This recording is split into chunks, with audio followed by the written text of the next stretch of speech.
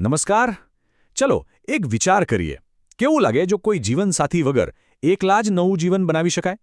કેટલાક જીવો માટે તો આ એકદમ સાચું છે. આજે આપણે પ્રજનનની આ જ અનોખી દુનિયામાં એટલે કે અલિંગી પ્રજનનમાં ઊંડા ઉતરીશું.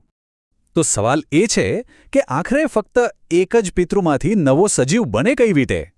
આ જ સવાલના જવાબમાં આખી વાત છુપાયેલી છે. અને જવાબ જેટલો સિમ્પલ છે ને એટલો જ રસપ્રદ પણ છે. અને એનો જવાબ છે અલિંગી પ્રજનન. આ એવી પ્રક્રિયા છે જેમાં કોઈ નવા સજીવને જન્મ આપવા માટે બસ એક જ પિતૃ કાફી છે. અહીં નર કે માદાની કોઈ જ જરૂર નથી. બસ એકમાંથી બીજું જીવન. તો સવાલ એ થાય કે આ પ્રક્રિયા કામ કઈ રીતે કરે છે? વેલ, કુદરતે આના માટે કોઈ એક નહીં પણ ઘણી બધી અદ્ભુત રીતો શોધી કાઢી છે. ચાલો એની મુખ્ય પદ્ધતિઓ પર એક નજર નાખીએ. હા, મુખ્યત્વે 6 અલગ અલગ પદ્ધતિઓ છે અને દરેકની પોતાની એક ખાસિયત છે. તો આ રહી એ 6 પદ્ધતિઓ: ભાજન, અવખંડન, પુનર્જનન, કલિકાસર્જન, વાનસ્પતિક પ્રજનન અને છેલ્લે બીજાણુ નિર્માણ. આ બધી જ રીતો અનોખી છે. પણ આજે આપણે શરૂઆત કરીશું સૌથી બેઝિક અને સૌથી સામાન્ય પદ્ધતિથી: ભાજન, એટલે કે વિભાજનની કળા. તો ચાલો હવે ભાજનને બરાબર સમજીએ. આ પ્રક્રિયામાં બસ એક કોષ તૂટીને કે પછી કહો કે વિભાજિત થઈને નવા સજીવ બનાવે છે. ખાસ કરીને જે એક કોષીય જીવો છે ને એમના માટે તો આ પોતાનું અસ્તિત્વ ટકાવી રાખવાની સૌથી સહેલી અને ફાસ્ટ રીત છે. ભાજન પણ મુખ્યત્વે 2 રીતે થાય છે. એક છે દ્વિભાજન અને બીજું છે બહુભાજન.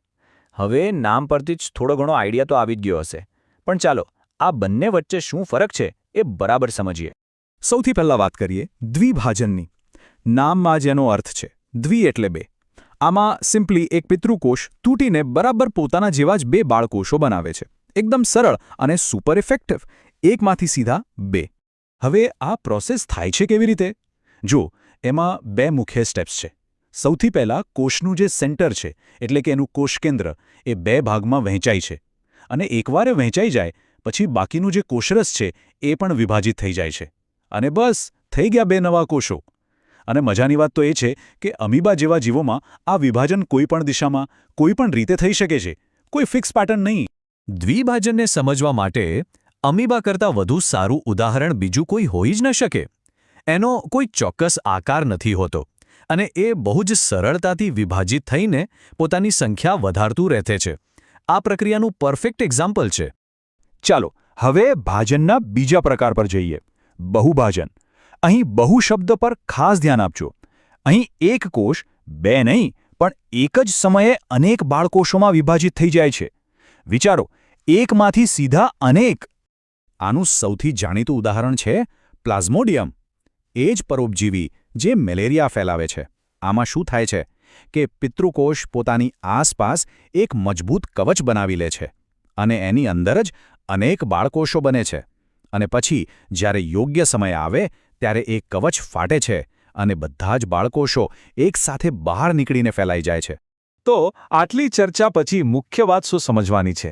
ચાલો એકદમ ટૂંકમાં એનો સાર સમજી લઈએ. જુઓ, સાર બહુ જ સિમ્પલ છે. અમીબા એ દ્વિભાજન પદ્ધતિ વાપરે છે અને 2 ભાગમાં વહેંચાય છે, જ્યારે બીજી બાજુ પ્લાઝ્મોડિયમ બહુભાજન પદ્ધતિથી એકસાથે ઘણા ભાગોમાં વિભાજિત થાય છે. ટૂંકમાં યાદ રાખવા માટે દ્વિભાજન એટલે 2 અને બહુભાજન એટલે ઘણા. બસ આટલું જ.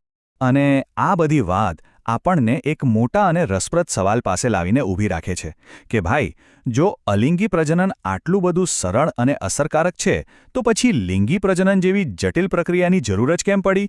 એનું અસ્તિત્વ જ શા માટે છે? આ એવો સવાલ છે જેનો જવાબ આપણને જીવવિજ્ઞાનના કેટલાય રહસ્યો સુધી લઈ જઈ શકે છે. આના પર વિચારવા જેવું ખરું નહીં?